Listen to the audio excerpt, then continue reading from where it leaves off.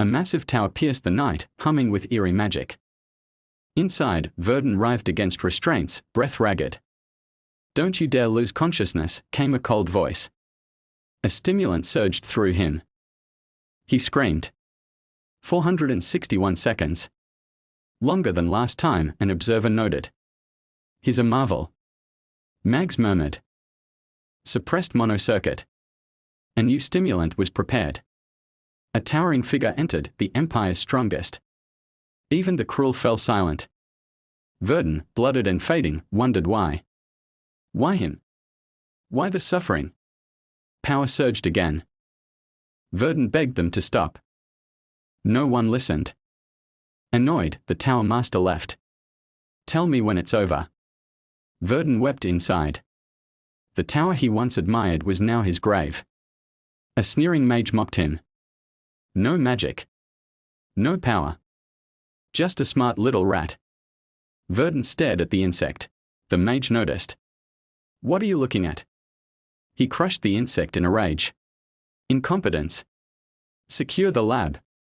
"He's like that bug," another scoffed. "Useless." But thanks to him, another replied, "We extracted an S-class component." Verdun whispered, "Why is this happening?" They mocked him more. Even Raflin's name was dragged through the mud. He smiled bitterly. Then, realization struck. It all made sense. He began to speak. "What's he saying?" A mage sneered. "Silence." Verdun roared, voice raw with pain and rage. He remembered the orphan child cleaning tower halls. The test, talentless. No future in magic.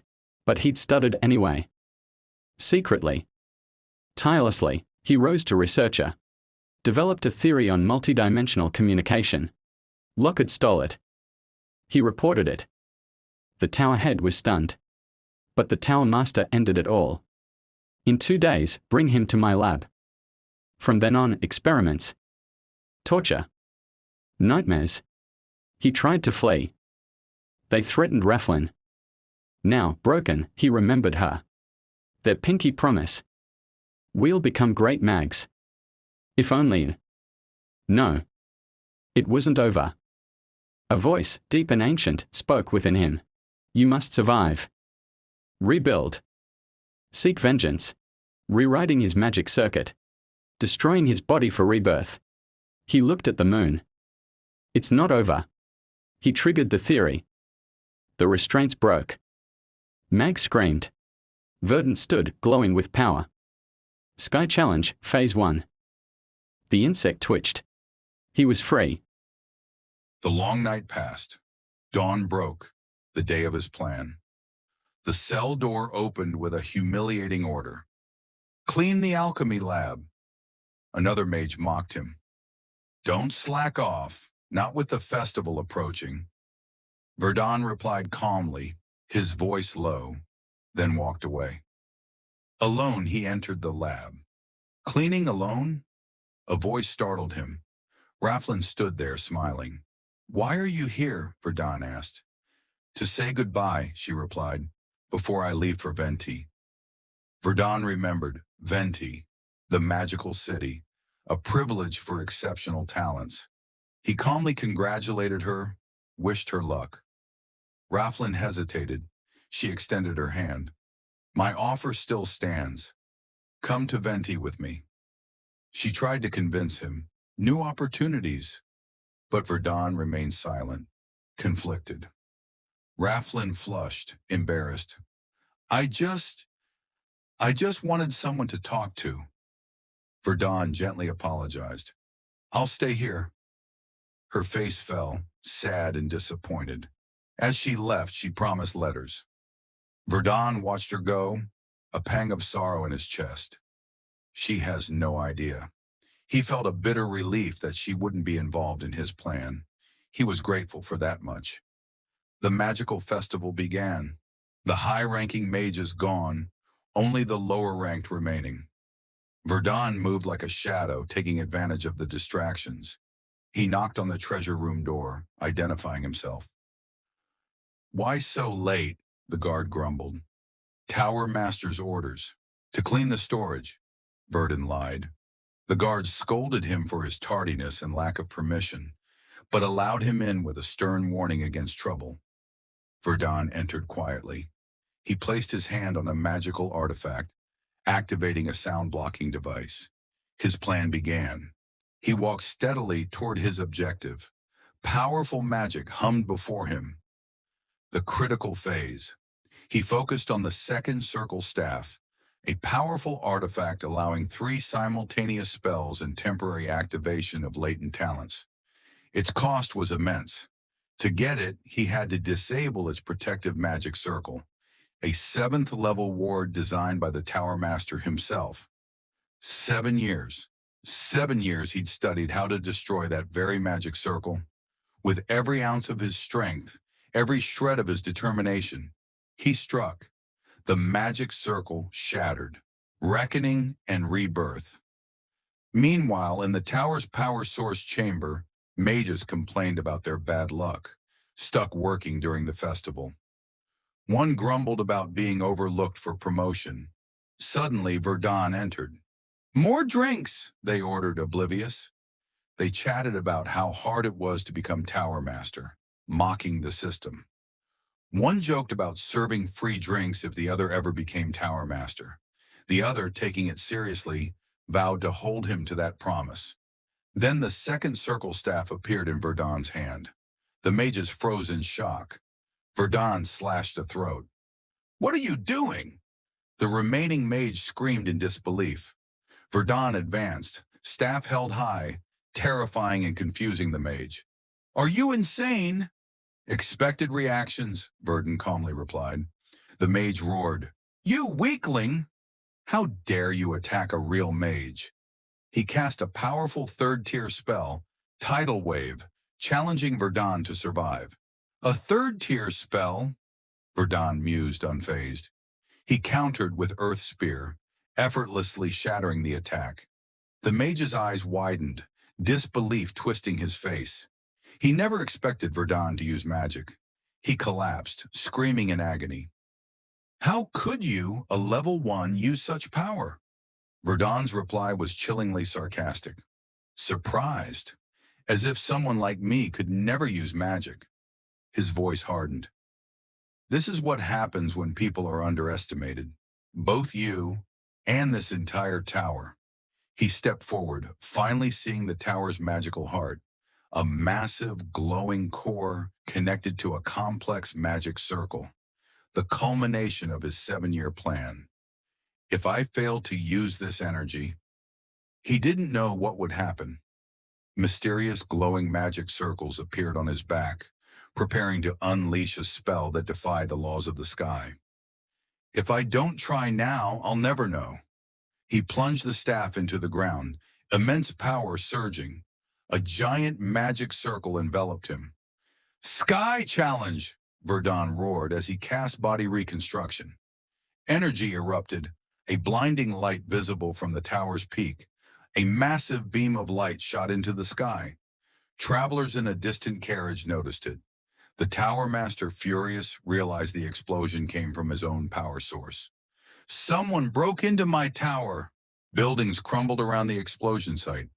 Verdun coughed, struggling from the rubble, injured and weak. He gripped the staff, but it vanished. His power shattered. Yet he was alive. His experiment had succeeded. "It succeeded," he whispered, trembling.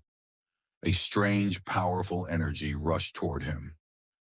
Magical circles appeared, an attack. The Tower Master materialized, bristling with fury and magic. Had he sensed his men's fate? The Tower Master extended his hand, unleashing a devastating magical attack. The resulting explosion caused widespread destruction. When the dust settled, the Tower Master gasped. A teleportation circle. Verdun had escaped. The Tower Master's rage burned hotter than ever. No one defied him. He vowed to find the culprit, no matter who they were, emperor or child, and kill them. His roar of vengeance echoed through the shattered tower. A new path elsewhere, a tranquil scene, clear skies, calm air. Verdun lay, drowsy, wanting only to rest. The sound of flowing water startled him awake. He bolted upright as water rushed toward him. Where was he? He should be on the run. He looked into the water and his heart leaped. His appearance had changed. Brown hair turned light gray, black eyes clear blue. Had he become someone else entirely? He remembered the experiment's success, defying the sky, his escape from the Tower Master, using the teleportation circle. He was safe, far from the tower. The trees here were unlike any in the Boeing region. He transported himself halfway across the continent. Verdun laughed, a scream of pure freedom. The Tower Master would be furious, especially since he couldn't be identified amidst the destruction. But destroying the tower wasn't enough. The Tower Master was too powerful. For now, this is enough. He'd use this time to grow stronger, for his revenge.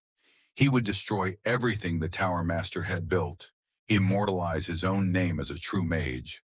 Revenge, and proving himself, his only goals. With a confident smile, Verdun knew he was saying goodbye to the magic tower for a long, long time. In a nearby forest, a goblin chopped wood. Verdun struck it down with a quick wind cutter. Magic felt no different. His new appearance hadn't affected his abilities. Goblins. This meant he was far from any village. He noticed wheel tracks in a discarded box. Owners had abandoned it in a hurry. Using mana detection, he tracked the mana trail towards a loud noise. A man whipped his horses, driving a carriage at breakneck speed. He was furious, terrified. He'd seen the remains of recently wiped out bandits. His attempts to negotiate, claiming ties to Baron Baith, had failed. His mercenaries had fled. Then a terrifying orc with a strange smile had appeared, attacking the bandits instead of him. Relief quickly followed by the dread that the orc might be chasing him. He drove faster. The carriage overturned. The man slammed to the ground, clutching his aching back. As he struggled up, he sensed it. Goblins and orcs surrounding him. Despair. He was going to die.